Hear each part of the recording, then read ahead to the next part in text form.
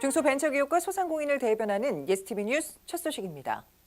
소방관들은 화재 현장에서 발생한 유독물질이나 연기 등에 수시로 노출되기 때문에 암 등 중증 질환을 얻게 될 수도 있지만 이럴 경우 공무상 상해로 인정받는 게 쉽지 않습니다. 중증 질환이 소방관 직무로 인한 것이라는 걸 소방관이 직접 입증해야 하기 때문인데요. 소방관이 입었던 폐방화복을 재활용해 가방을 만들어 판매하고 이를 통해 얻은 수익금을 암 투병 중인 소방관에게 기부하는 대학생들이 있어 화제가 되고 있습니다. 이동규 기자가 만나고 왔습니다.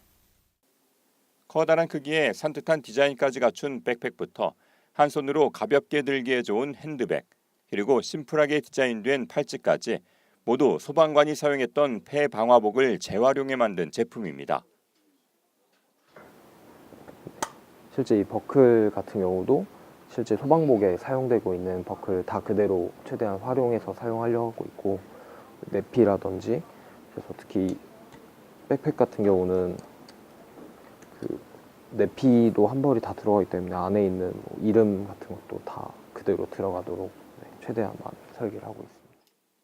건국대학교 창업동아리로 출발한 소셜벤처 119 레오는 지난 2016년부터 폐방화복을 활용해 가방 등의 제품을 만들어 판매하고 있는데 수익금은 공상을 인정받지 못한 소방관을 위해 사용하고 있습니다.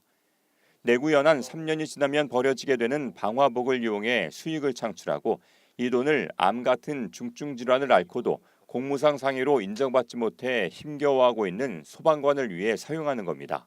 되게 둘이 비슷해 보인다라는 느낌이 들었어요. 그러니까 방화복도 생명을 구하러 들어가는 그 소방관을 지키고 다른 사람의 생명을 구한 옷이라는 점에서 둘이 굉장히 비슷하다고 느꼈고, 이게 3년이 지나고 나면은 버려져야 되는 현상도 어떻게 보면 이 소방관이 아팠을 때 버려지는 것과 둘이 되게 닮아 있다고 느꼈거든요. 전국 각지에 있는 소방서에 직접 찾아가 폐방화복을 수거하고 직접 디자인해 제품을 만들고 있는데 제품 제작은 봉제자활센터에 맡겨 또 다른 사회적 역할까지 담당하고 있습니다. 저희가 어떻게 보면은 사회적 기업을 계속 추구하고 있는데, 그 과정 속에서 단순히 제품을 제작하고 기부금만 전달 드리는 거는 누구나 할 수 있다고 생각하거든요, 사실. 근데 이 전체 과정 속에서 우리가 할 수 있는 최대한의 노력을 해보자라는 게 저희 생각이고, 지금까지 기부된 금액은 총 1,500만 원. 모두 암에 걸린 소방관 4분에게 전달됐는데 소방관들은 기부금을 이용해 공상으로 인정받기 위한 소송을 진행할 수 있었고 실제로 한 소방관은 공상 인정을 받는 성과까지 있었습니다. 하지만 이승우 대표의 바람은 자신과 같은 역할을 할 사람이 우리 사회에 더는 필요치 않게 되는 겁니다. 엄청 기뻤어요. 그러니까 드디어 이게 인정받는 사람 나오는구나 하면서 엄청 기뻤는데, 사실 이게 과연 기뻐해야 되는 일인가? 라는 또 물음들이 생기는 것 같더라고요.